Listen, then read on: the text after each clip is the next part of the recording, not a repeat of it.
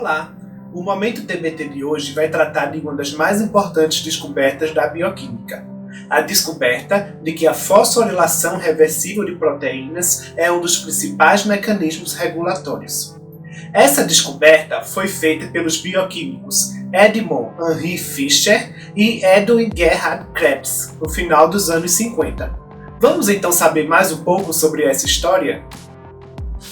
Os estudos foram realizados na Universidade de Washington, em Seattle, onde Edwin Krebs trabalhava desde 1948 como professor assistente.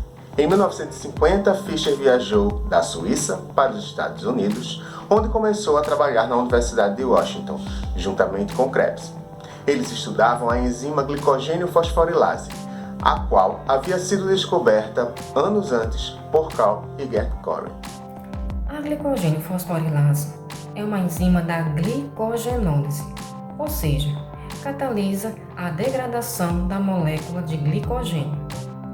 Esta enzima atua nas cadeias lineares do glicogênio, denominadas amiloses, clivando ligações glicosídicas alfa-1,4 entre as moléculas de glicose, através da adição de um fosfato inorgânico ao carbono número 1 de uma das moléculas de glicose.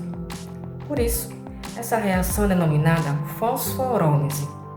E os produtos desta reação correspondem a uma molécula de glicose em fosfato e a molécula do glicogênio com um resíduo a menos de glicose. Fischer e Krebs estudavam os mecanismos de ativação dessa enzima e já sabiam que eles eram desencadeados por hormônios e por íons cálcio. Eles detectaram que a glicogênio fosforilase podia ser convertida de uma forma inativa para uma forma ativa, através de um novo mecanismo, que envolvia a transferência de um grupo fosfato de uma molécula de ATP para a molécula da enzima. Quando recebia o grupo fosfato, ou seja, quando era fosforilada, essa enzima assumia a forma ativa. Já quando esse grupo fosfato ele era retirado, a enzima passava à forma inativa. Fischer e Krebs, então, estudando sistemas musculares, descobriram que a fosforilação dessa enzima, glicogênio fosforilase, era catalisada por uma outra enzima, que se chamava proteína quinase. As proteínas quinases, então, são enzimas que catalisam a adição de grupos fosfato a outras proteínas. Vamos então entender melhor a importância desse processo de fosforilação reversível de proteínas? A fosforilação influencia a conformação e a carga da proteína e, consequentemente, sua atividade. A serina e a treonina são os aminoácidos mais comumente fosforilados. Um outro aminoácido que também é fosforilado é a tirosina, porém correspondendo a menos que 1% dos casos conhecidos. Esse grupo fosfato, porém, pode ser removido. Por isso, o nome da reação é fosforilação reversível de proteínas. Esse processo é então mediado por enzimas que fosforilam e desfosforilam as proteínas. Além das proteínas quinases que falamos anteriormente, existem ainda as enzimas fosfatases, que são aquelas que retiram o grupo fosfato. É importante ressaltar que a forma ativa de uma proteína nem sempre é aquela que está com o grupo fosfato. Diferentemente do que acontece com a glicogênio fosforilase, a enzima glicogênio sintase, que catalisa a síntese das cadeias lineares da molécula do glicogênio, responde da seguinte forma. Quando fosforilada, esta enzima está inativa e quando perde o grupo fosfato, é convertida para a sua forma ativa. Essa característica é muito importante para regular a síntese e a degradação de glicogênio. Quando estas duas enzimas mencionadas estão fosforiladas, apenas a glicogênio fosforilase está ativa e desta forma ocorrerá a degradação do glicogênio ou glicogenólise.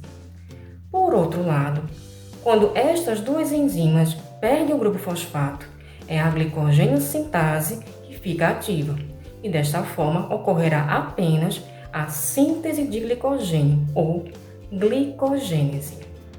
A fosforilação de proteínas não está somente envolvida na regulação do metabolismo dos carboidratos.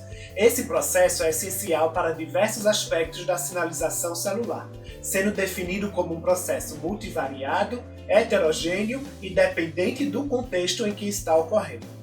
Atualmente, o estudo da regulação por fosforilação de proteínas é a base do que se chama de quinoma e fosfoproteoma. A fosforilação de proteínas está envolvida, por exemplo, na regulação da atividade bioquímica de proteínas, na formação de complexos proteicos reversíveis e na regulação da localização de proteínas. Em seu artigo publicado em 2010, Edmund Fischer afirmou que, embora essa reação seja extremamente simples, ela foi, no entanto, uma surpresa completa, porque, essencialmente, nada se conhecia naquela época sobre a estrutura e função das fosfoproteínas. Este estudo levou ao estabelecimento da primeira cascata hormonal de sucessivas reações enzimáticas, quinases agindo sobre quinases, iniciada pelo AMP cíclico que foi descoberto por Earl Sutherland. Sendo assim, os processos enzimáticos e de sinalização celular são regulados em várias etapas, permitindo o controle fino das reações e amplificação de sinais. A fosforilação de proteínas pode representar este tipo de controle.